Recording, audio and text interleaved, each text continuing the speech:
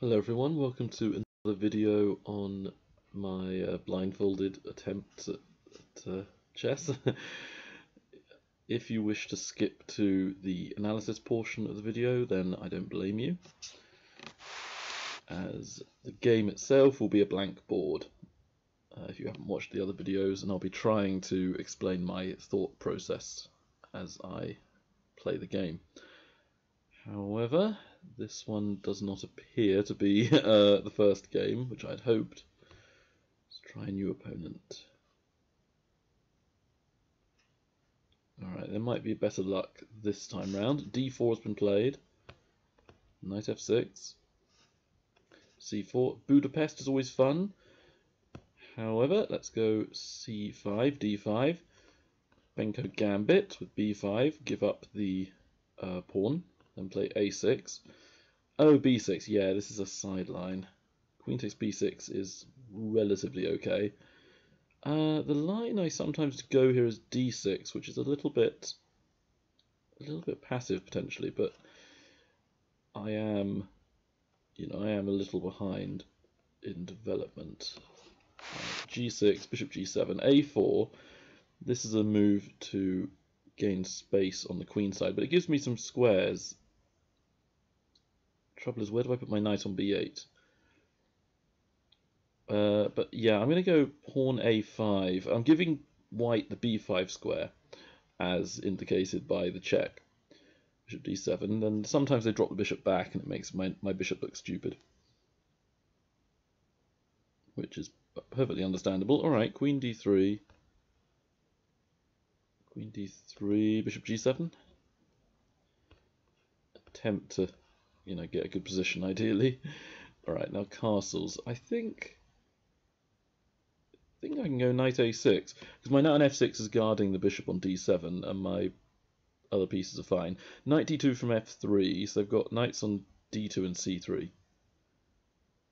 Yeah, that seems right. Okay, knight b4. Queen e2. Then can I go knight c2? I'll risk it, knight c2. Rook b1, knight d4. This was the point of my maneuver. Queen c4, yes, okay. Queen c4. Alright, well let's capture to attempt something here. Knight takes b5. Got it. Knight takes b5. Rook b1 is kind of solid. Such a strange position in this setup here. Knight to e4 is not a move because they're knight on d2. I don't know. Knight g4. Does that do anything?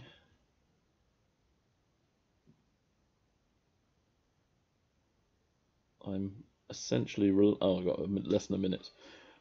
I'm essentially relying on some kind of pattern recognition. Knight b3 hitting my bishop. I don't know. Bishop g7 perhaps.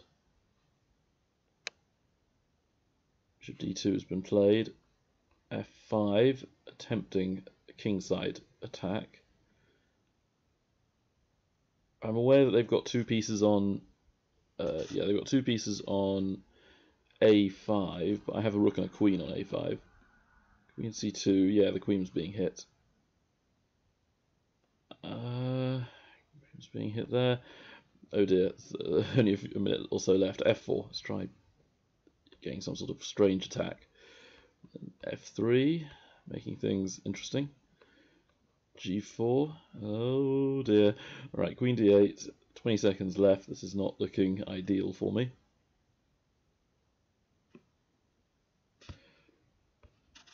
And e6. I think you know what I'm trying to do here. Queen h4.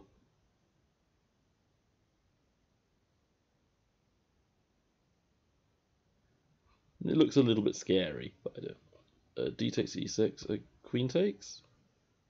Am I not mating them? Oh, I am mating them. Wow. Okay. Okay, that was very unexpected. I definitely did not plan on winning that game. Alright, so let's have a look at the analysis, which is ideally what you will come to see, how many blunders I've made. In the previous videos, when I was trying to reach the elusive 2400 rating, I was playing at my absolute best, really considering my options, and occasionally embarrassing myself with some unsightly losses. But overall, playing at a much higher standard than this blindfolded standard. There are some players out there who even claim to be better blindfolded because they're more careful and considered.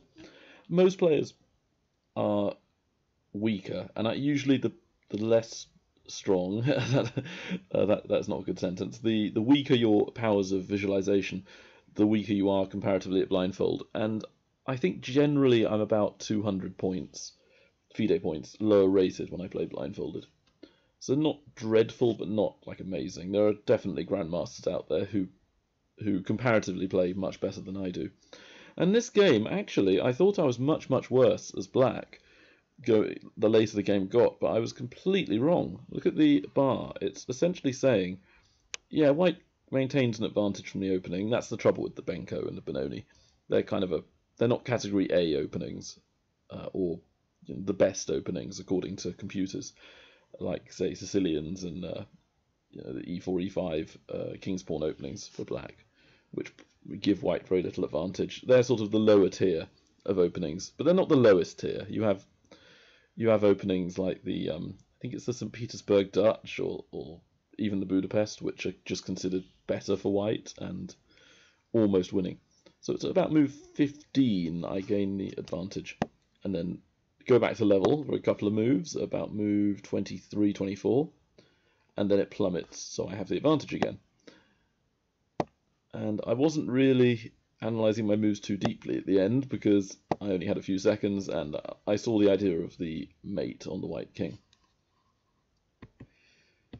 The first moves are simply theory.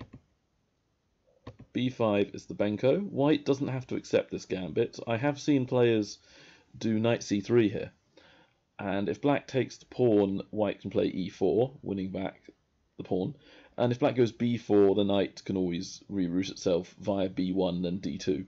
And black has lost the sort of queenside open space that they like in the Benko Gambits and Benonis. Takes a6. The main line, at least I believe, is takes, then I think it's g6, and knight c3, and d6 or bishop g7 usually, and knight f3 is sometimes played. It's not the only move, but it's definitely one of them. And then white, in this position, white has two main choices. One is e4, and the other one is g3. And actually, I think maybe I'm in a slight inaccuracy. Bishop takes a6, I think, is actually a bit more accurate to play in this position. This is it. So bishop takes a6. So if white plays e4, then bishop takes bishop, and they can't castle. Although it has been, in recent years, considered the critical line. Most players, at least at my level, which is kind of sub-grandmasters, FMs and around that kind of ability, play g3, and both sides will get the kingside castles with fianchetto. And black enjoys a small edge with... well, white has a small edge on paper, but black has the initiative. So it's an easier game for black, I should say, with white enjoying a small edge. And this position is very hard for white to break down, and there have been some masters who've analysed these positions for years who claim that white doesn't really have any road to advantage. It's only the pawn in material they can have, and black has enough compensation to claim equality. But b6 is a move I myself have employed. This, again, has a bit like the Smith-Morra, where black plays, after white plays e4, c5, d4 takes c3, white plays c3 so that black will take it and open up lines for the white pieces. Black plays d3, giving back the pawn that was just sacrificed and trying to shut in the pieces of his opponent or her opponent.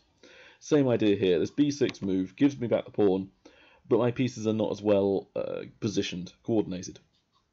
So So knight c3, d6. I'm not sure d6 is actually correct. I think maybe g6 is like a touch better.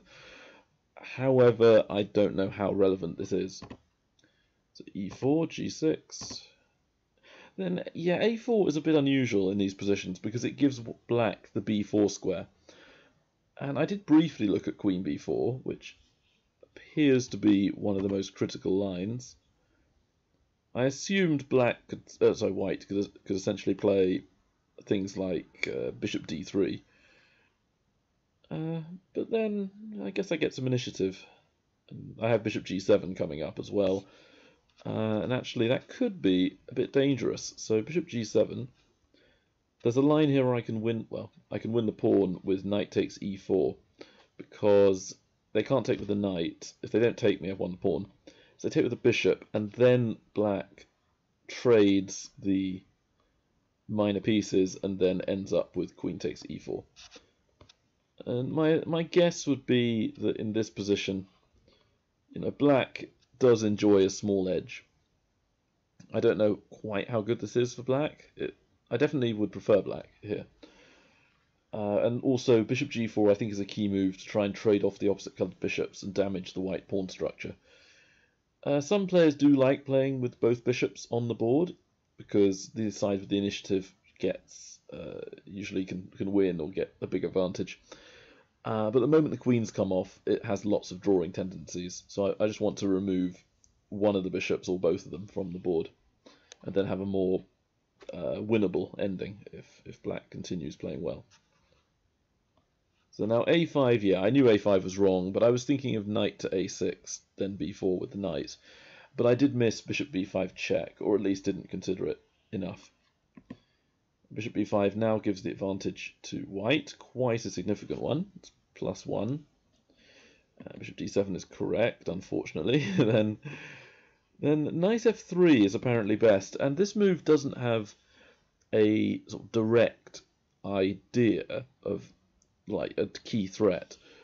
But the main reason I believe is to castle. There is also, a bit like the game, apparently knight takes knight, but also knight to d2 and then to c4, hitting the queen with a tempo. And the knights in the Benoni and Benko and sometimes even the King's Indian, white knights belong on e4 or c4 usually.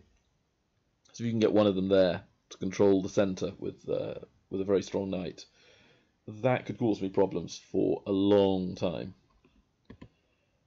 The lines bishop takes bishop, pawn takes to open up the a1 rook, knight d7, knight d2, queen c7, not knight c4, castles first to keep development going.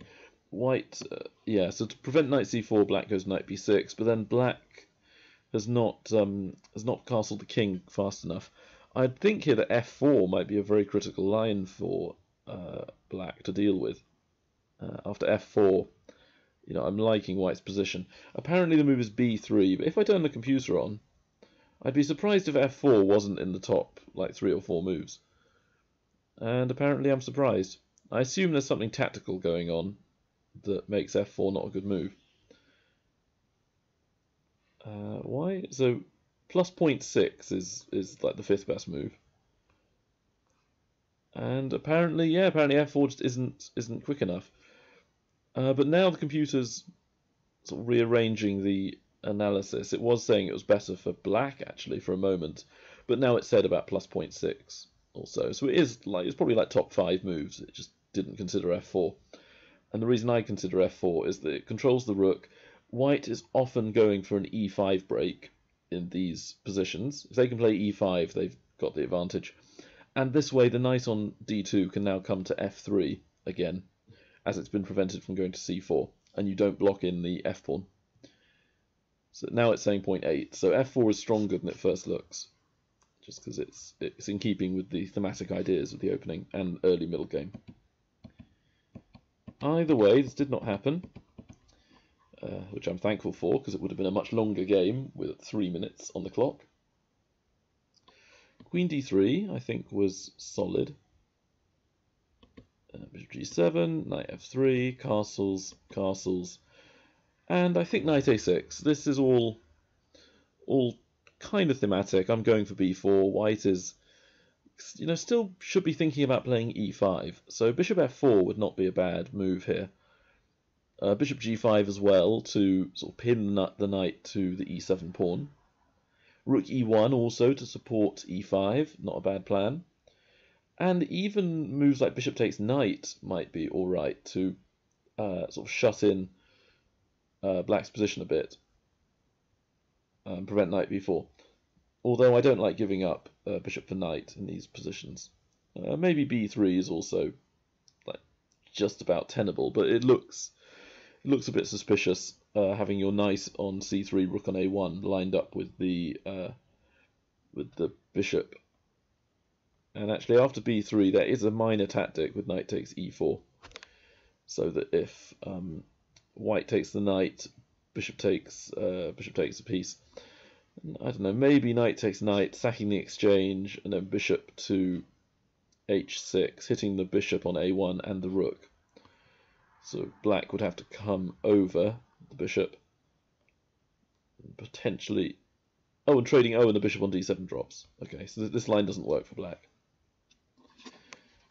In fact, bishop takes bishop on d7 earlier was perfectly fine. So yeah, knight takes e4 doesn't work. So you would have to do bishop takes bishop first, which would change the nature of the game. Pawn takes, and maybe this is a stronger line for... yeah, this might be quite good actually for black. But it just looks very dangerous to play this. And the computer has no idea it's exploded, apparently. Doesn't have a clue what's going on. Either way, that's very tactical, and b3 is not the kind of move white should be doing. So knight d2 does make some sense, but I prefer either bishop f4 or rook e1. It just feels better. Anyway, knight d2.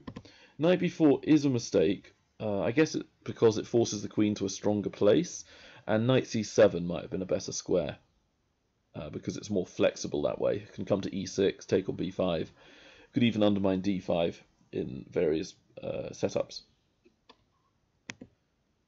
Queen e2 looked good, and yeah, knight c2 I just realised it was a blunder after I played it. I realised like as they played their move, rook b1.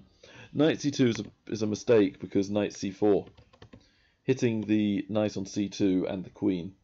So my original plan had been, if they did this, knight d4, but I realised the queen was being protected.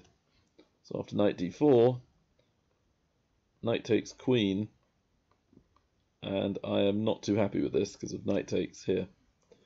And then something simple like bishop takes. I'm a piece down, and no anything, no compensation, no nothing for this, so that would not be good.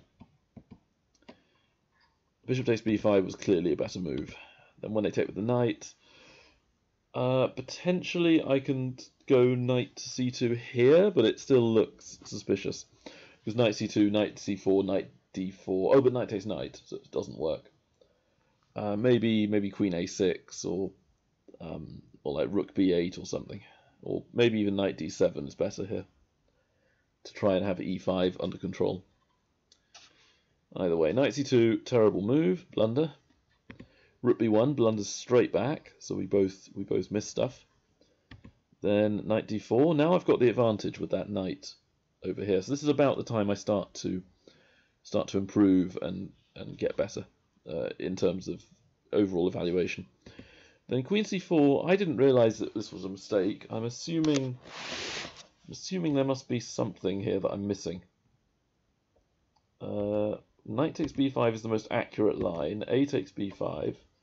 I don't see what difference there is, apart from the fact that c4 is occupied by the white queen, so that knight c4 is no longer a playable move. I'm assuming it's a very important tempo to kind of coordinate the pieces. It's not a direct tactic, it's just that black is fully sort of developed and white still has teething problems with their pieces. So bishop takes b5 is a minor mistake from me, or inaccuracy in other words. But I just felt like I wanted that knight on d4, and I kind of missed that my knight was going to have to get taken. Again, knight takes b5 is apparently better. Knight g4 was a mistake from me because it cut a lot of my advantage away. But in my defence, I was down to less than a minute, and I had thought the bishop takes would still give me something here. I'd have an attack on f2, and I was planning f5 to charge at my opponent. So after knight b3, I very begrudgingly ran away with bishop g7, but apparently knight to e5 is stronger.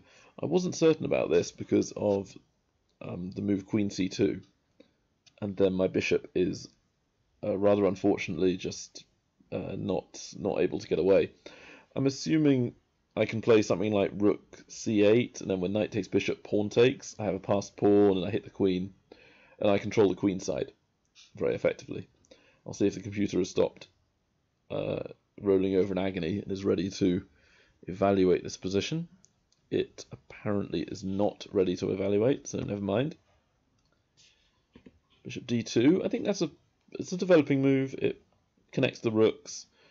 So on paper it makes sense, but it doesn't really do anything. I would prefer a move like bishop g5, which directly attacks the e7 pawn. Puts me under a little bit more pressure, there's more problems to solve for me. Then yeah, f5 I knew was not the best move, but the reason to play it was get a quick attack on the king side, as I knew I would lose on time otherwise. Rook fb8 is clearly going to be a better move. Then yeah, the Ben Feingold idea, always play e takes f5. Knight e5 was going to be my move, and not c4. That move had escaped me. I was planning rook takes, and then have some sort of weird line where I might have a sacrifice or swing my rook over or something, and then bring my queen over to here somewhere where I can get some kind of mating attack going. So h3. I thought knight e5 was kind of automatic. I had to keep the f file open for the rook, and I didn't see anywhere else for the knight to go. And I hit the queen with a tempo. So queen c2, then yeah, but it's possible here that f4 is a blunder, and white can simply be fine with something like pawn f3. But if I take them, it felt like white was, getting their bishop active. Their queen could take back, and I didn't realise the knight on b3 was hanging. So I had thought that this would be perfectly good for white. So f4 for me is a mistake. F takes e4. Bishop c3 is the best, apparently, which again redeploys the bishop to improve it. So this is perfectly in keeping with good chess. Queen b7 to hit the pawn, so rook d1 to improve the rook and defend. Knight d3, octopus knight. May as well use my e4 pawn while it's still on the board. Knight d2, getting rid of a weakness with that b3 knight being tied, sort of tying the queen down. Now it's redeployed and is hitting e4. Then I can trade. That's a very unusual idea to give up my fianchettoed bishop in this manner. I'm assuming I have something like queen takes d5. Yeah, c4, knight b4. I'm guessing queen e4, takes. So at the end of this whole line, I'm a pawn up with maybe a slightly superior pawn structure, but I am a bit fixed in where my pawns are. Complicated. I would assume that black's like -1, I would guess. I don't think I have much more than the pawn. Okay, I didn't see this line. I will definitely admit that. f4 was, I suspect, not the best move. Bishop c3, then f3 was a good attempt by me, I think, to sow discord among the ranks of the white pieces. I don't think g takes f3 can be correct, because knight takes looks very, very good. And yeah, g3 is what I was expecting. This move just shuts everything down, and I was planning something like queen b7 to c8 or some rubbish like that, hitting the h3 pawn. But g4 was just very, very bad. It lets me have all the dark squares for nothing. This does not feel right at all. I think queen d8 was apparently correct, and king h2 is best according to computers. Then, oh, queen d7. I was thinking e6 again. But queen d7, knight d2 coming over to guard everything, sacrifice, and not even accept it because I will win. If pawn takes, queen takes, if pawn takes, queen takes, I don't really see a way for white to prevent mate here, unless rook g1 is played, but then I have queen h4, mate.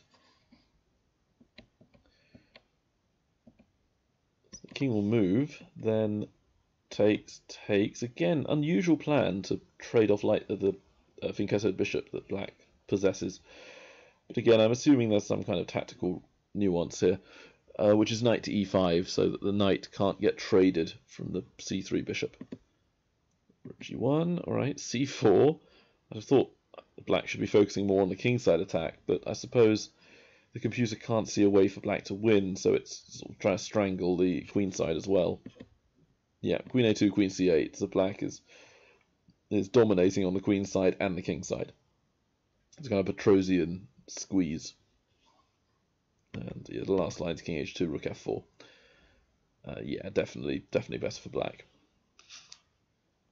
Queen d2 was attempted by white. On the surface, this is not a dreadful idea to sort of bring the queen over to, say, e3 or to maybe even g5. I believe that e6 is necessary here. And bishop takes a5 was clearly a mistake because it doesn't address any of the problems that white has on the king side. So g5 is correct. Then, yeah, knight c4, as always. The queen would have to go to c1 to avoid losing g5 and losing the game. And I want to say there'll be some kind of tactic here.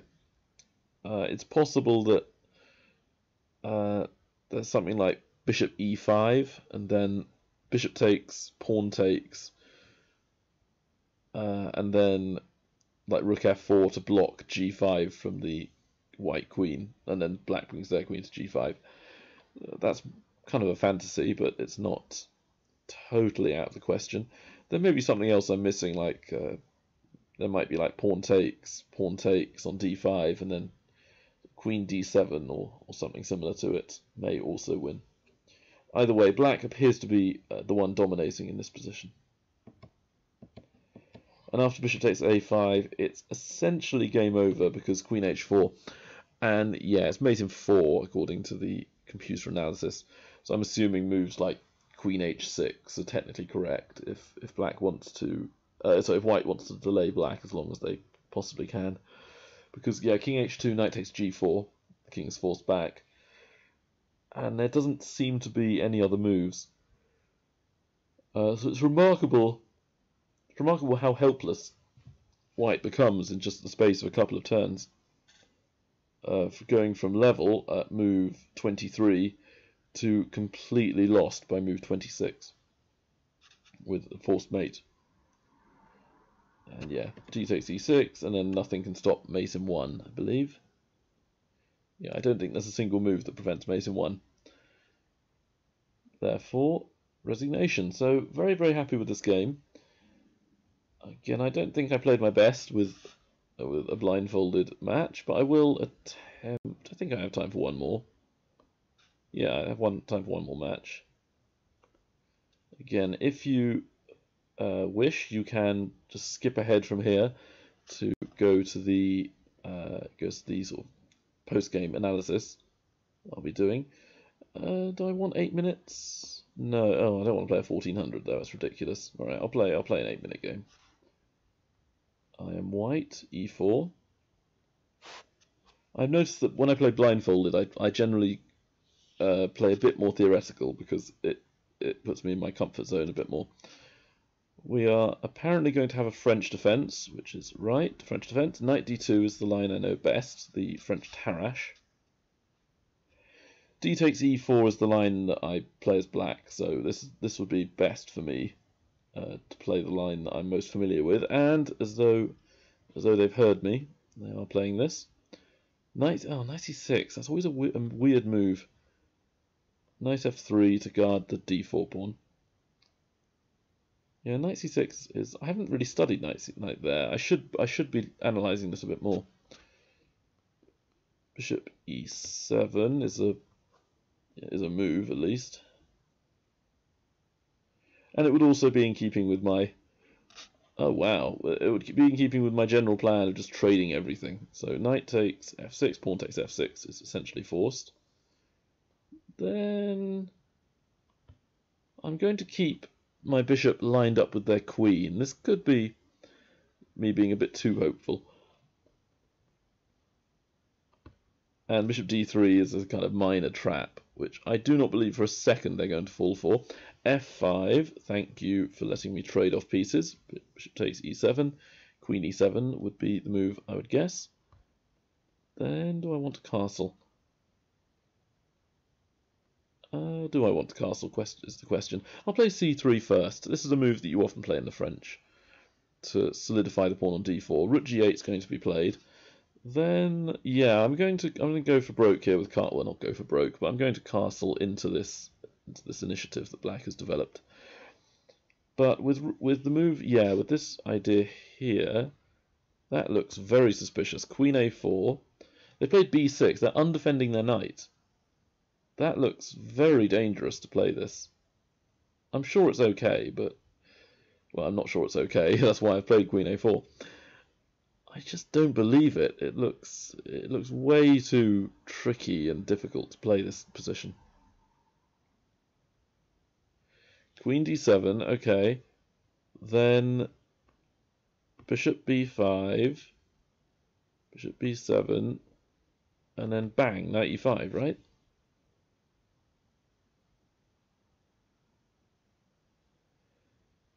I need to be careful, and I guess they have rook takes g2 check, actually. That's quite a funny move. Rook takes g2 check, it's quite amusing. But oh, they've done queen d5. Alright, so bishop takes knight check. I have to make sure it's check every turn.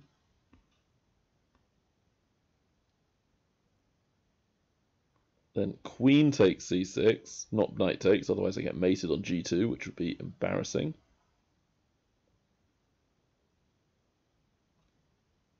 And then knight takes c6. I'm a knight up. This is great. I'm in essentially a winning ending. And I just need to remember where all the pawns are, which is the difficult part. To summarise then, Black has a king on king on d7 now. Rooks on a8 and g8. Pawns on c7, b6, and a7. Pawns on f7, e6, f5, and h6, I think.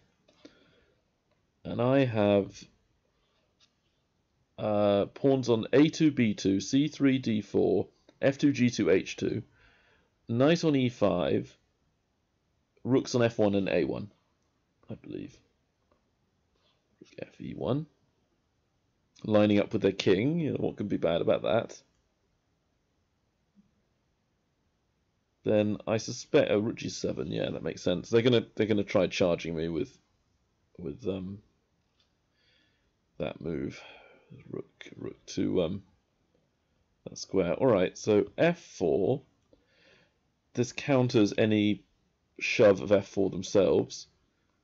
And do I go rook e2? I want to say yes. Let's play rook e2.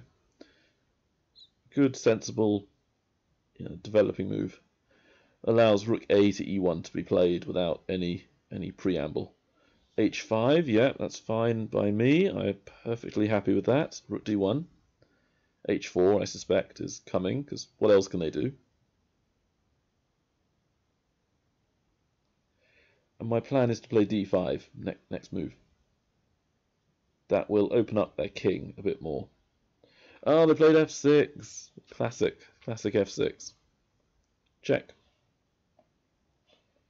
King d6 or king d7, yeah, that looks reasonable. Right, and d5 to hit the pawn. E takes d5, I would be losing the knight, so I will be first playing knight d4 to hit the f5 pawn.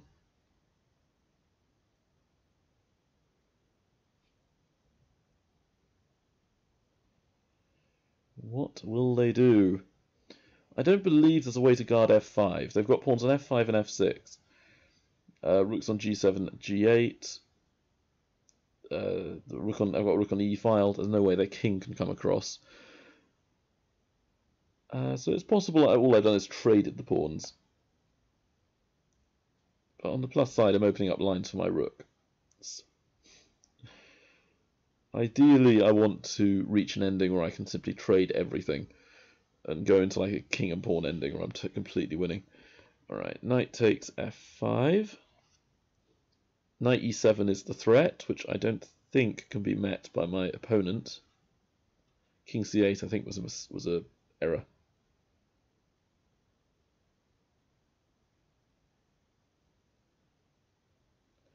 Then rook on g7 is being attacked. When they move it, knight e7 forks the rook on g8, king on c8. And my rook on e2 is guarding it. King b7. Do I not take the rook? Yeah, I take the rook. King b7 was just played. So rook takes d5. I've got rooks on d5 and e2. As long as I don't completely blunder it, should be fine. So rook to d2. Rook d7 is my very simple move. h3. Okay, rook d7.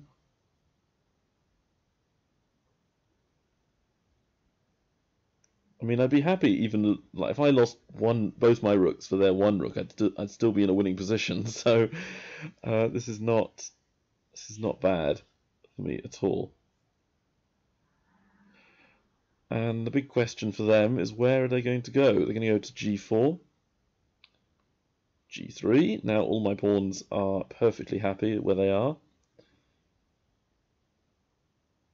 It's kind of, and they played f5 naturally, of course. Rook f7 to hit the pawn, but my main objective is to play rook d2 to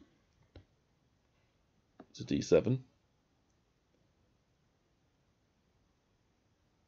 Looking very nice here. Rook c6 is a move, I guess. Rook e6 is being played. Alright, rook takes c7, check. Oh, I nearly mate them. Very nearly. So rook f e7. I don't want any funny business with the open files. They're not going to check me. Rook c6, yeah, that's more like it. Right, a4 threatens rook takes a7 mate. It's not easy to guard either.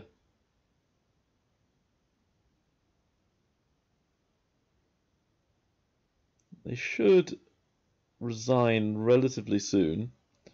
Now my opponent is not that strong, I will venture a guess at saying, because, well, partly because this game is the evidence for that. But also 1900 is a little bit weak, to be honest, in terms of like playing me.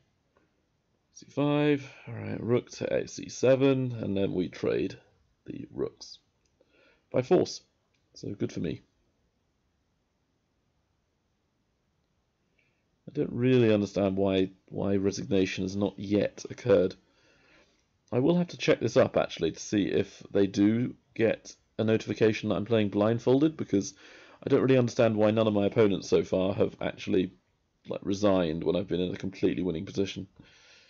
All right, and then rook f7, and then king goes to e6, I assume. And my pawn comes up to a6, goes to a7, and then goes to a8, queen, d6. Okay. Oh, I meant to go f8. That's my error. Okay, well I get to do it anyway. It's not a big deal. b4, so I'll take it with the pawn. Yeah, I feel like that they must be notified that I'm playing blindfolded. I don't really understand why they'd be playing this on. Do I not have a pawn? No, I don't, do I? I have pawn on f4, don't I? Alright, f5. Do the old-fashioned keep the king cut off. I can basically pre-move f6, f7, f8, and queen to f1. Queen f8 to f1 mate. Yeah, I assume they actually do know that I'm playing Blindfolded. Good game anyway. How many moves was that? That was 57 moves of blindfold chess. A couple of small oversights by me in terms of where the pieces were. A couple of times I wasn't totally sure of the pawn structure, but I kind of knew which squares were safe, if that makes any sense. Or I knew there were certain squares that were definitely safe, and others I was 80 to 90% sure. Alright, and oh, I've got a four average centre pawn loss for the first, the last 5 moves of the match. A 3 centre pawn loss, perfect. I'll take it. I'll take it from there. I don't want to analyse any more of the game because it will just get worse and worse.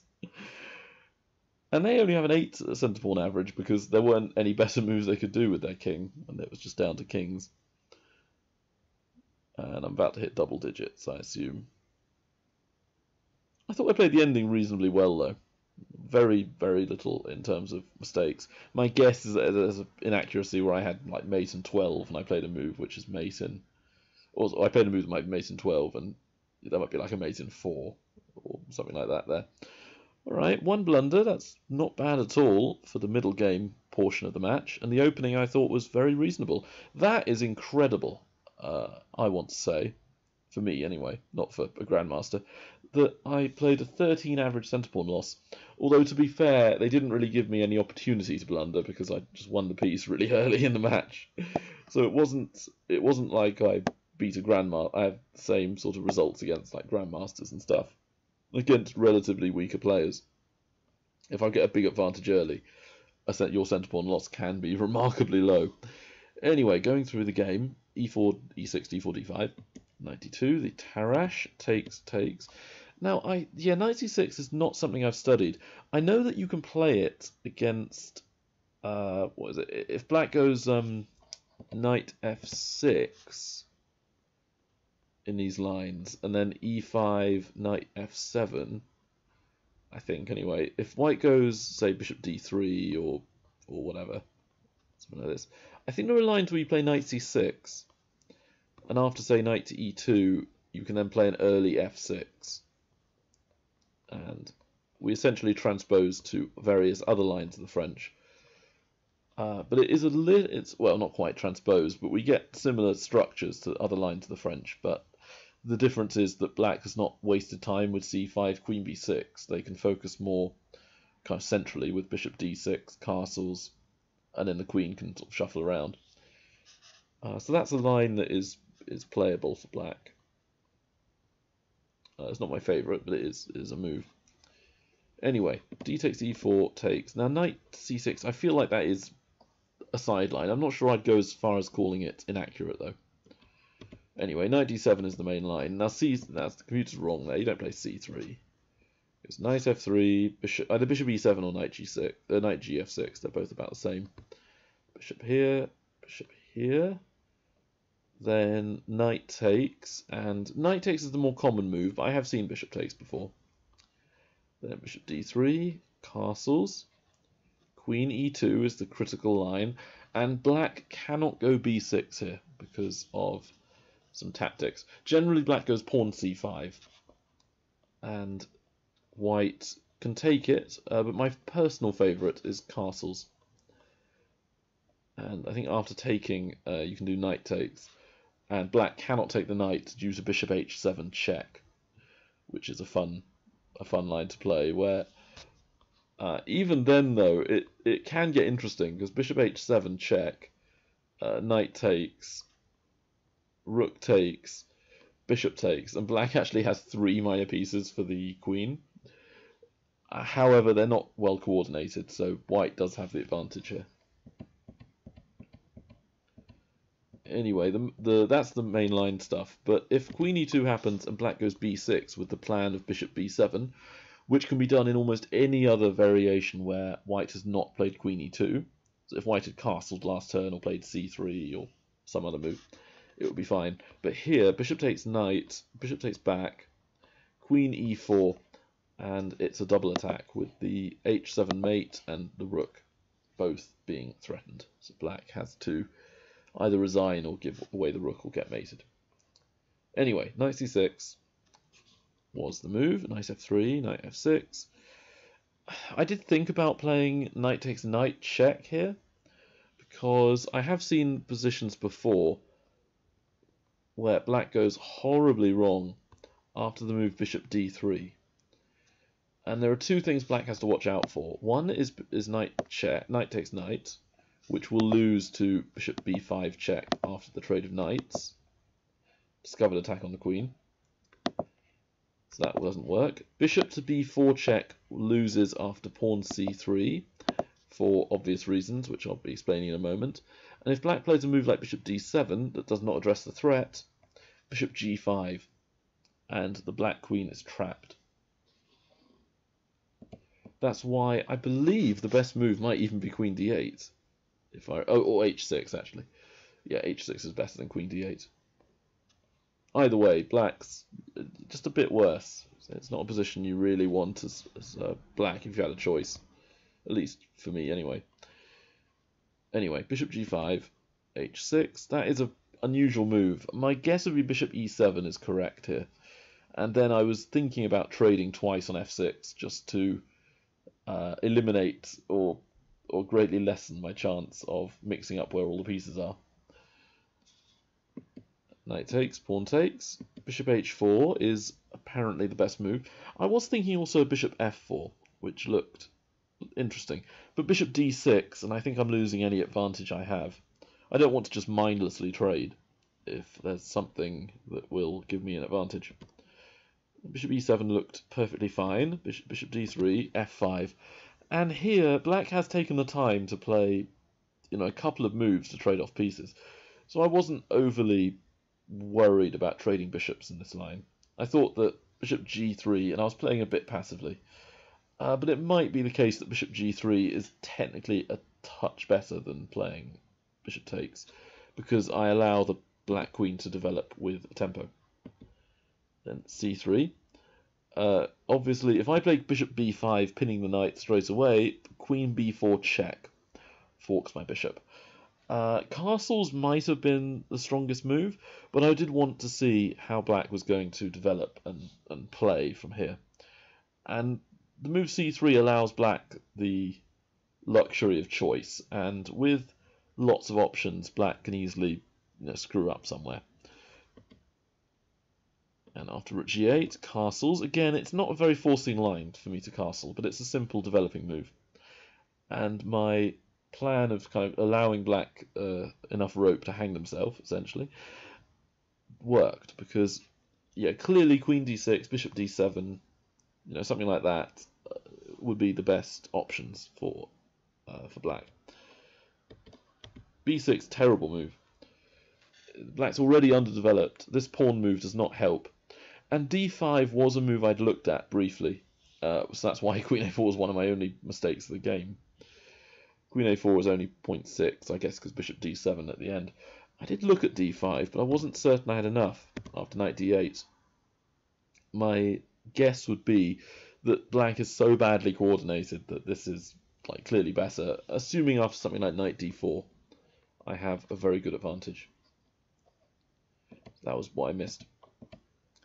Queen a4, but it was a move that forced black to play perfect, essentially. They have to go bishop d7 in this line. Bishop b5 anyway, queen d6, and I was looking at playing d5 here or playing rook d1. I'm not sure about the move g3, that feels very artificial. Anyway, d5, if pawn takes I have rook checks, and if queen takes, then I have the very nasty rook d1, but oh, I see, knight takes bishop, queen takes knight. That's the problem. Queen takes knight on f3, and I'm pinned with my g2 pawn. Okay, so that's what I missed, because in my head I'd originally seen that my rook could take their bishop as a sacrifice, and I would have a clearly superior position after bishop takes knight, because if they don't take my bishop, I'll take the rook, and I'll be way ahead. If they do take me, I have the nice intermezzo knight to e5 check. And the queen is gone. But I missed queen takes f3, which would turn the tables and I'd be losing. Alright, so it doesn't work. Maybe I have to go rook a d1 first. And that's probably why g3 is the computer move. It sees this pin. So queen d5, king g2, knight e7 to attempt to remove the knight from all the danger on the board. Bishop takes, queen c4, sidestepping and keeping tension, keeping the initiative. Queen c6, trades. Okay, b4 to limit the knight. And this is the end of the line where apparently white is, significantly stronger. I wouldn't really agree that white's significantly stronger, but I can see that the pawn structure is a bit better and the rooks are connected, which does mean something in these positions, with black not having connected rooks. Alright, I understand why it's better for white. Yeah, queen d7 was a key blunder, I think. That was the key move that lost the game. Bishop b5, bishop b7, knight to e5 looked very good. And yes, rook g2 was what I had looked at briefly. And I think my best move might be king h1. So not even taking the rook. Because if I take it, then knight takes e5 check. There's all sorts of strange things that will happen in this position. I believe, yeah, king takes, knight takes e5. And if I play something like king g1, there's all sorts of checks with f3 and the knight going there. And in fact, black could be amusing with the move king to e7. And the plan is they'll play rook g8, checkmate, if I take the queen. That's why I think I have to play maybe pawn f3 as a move. And then black can go c6. Now I take the knight, they take me. Black to exchange down, so this would still be okay for me, but it looked very scary to play this. Yeah, queen d5 key error, bishop takes check, which I'm assuming they thought I had to take with the knight first and not last, because then they would have a mate and they would have got out of the whole predicament without any problems at all. The rest of it is relatively easy for a player like me, who, I don't want to brag too much, but endings are something I can play relatively well. And it's also helped by the fact I'm a piece up. With black having a weak king, bad pawn structure, like some of the pieces are not really well positioned. The rooks on the g-file, basically they've doubled their rooks. The only target I have is g2, and I'm holding them off with one rook. And the rest of my pieces can just find a home in the centre of the board. And yeah, this was the tactic. If the rook moves anywhere, it doesn't really matter. That's a bad example because I have knight h6. But if h7 or if d7, I'd have knight e5 check winning the rook anyway. So they would have to sacrifice the exchange in order to not lose an entire rook for nothing. And a bit like the game, I'm just totally winning. So king b7, knight takes, rook takes, rook takes. h4, then double up, h3, d7. Again, rooks on the 7th. I think a rook on the 7th is almost like you have an extra pawn. That's how much it's worth in strategic value. It's worth a point. Rook g4, g3, holding everything together. All the fort is held. No real weakness at all for me. The only thing I have to worry about is the black rook, like swinging round to like e1 check and then taking h2 somehow.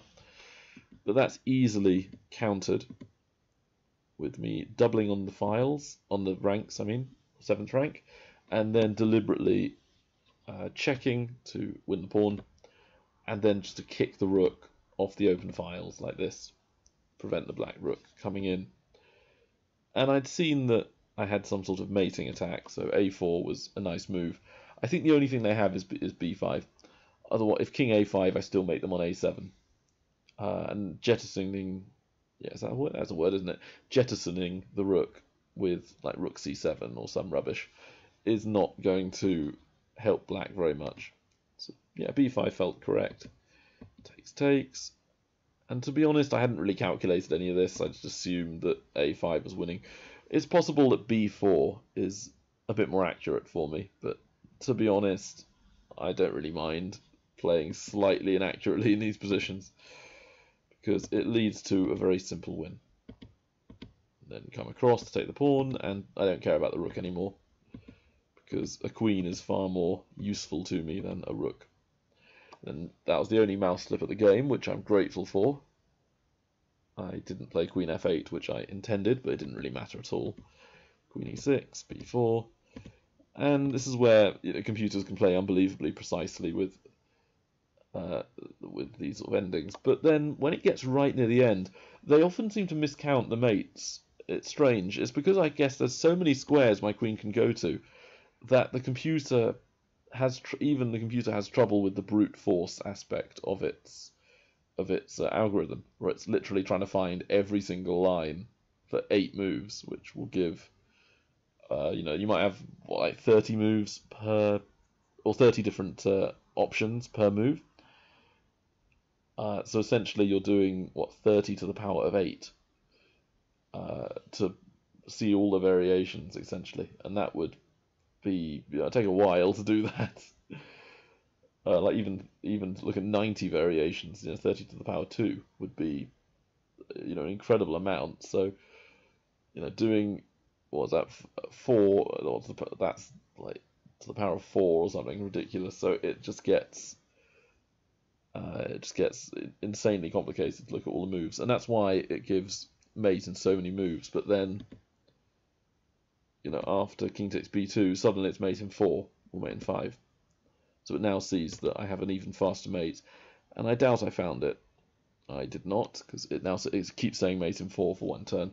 I'm assuming I have some sort of mate with queen like b3, sort of herding the king towards my own king to save time. But simple is best. And nice and simple with lawnmower checkmate. Anyway, I'm pretty happy with this performance. 2 games, and I'm playing relatively well. I'm only blundering a few times. And just to reiterate, centre pawn loss of only 13 for that match, which partly is due to me playing quite well without any major mistakes, apart from that queen a4 move instead of d5, which was a more clinical finish. But also it's due to my opponent blundering early on in the match, just giving me a smooth ride to the ending and the win. Anyway, hope you've enjoyed this video and you've got something interesting to sort of show for it. And I will see you in the next video.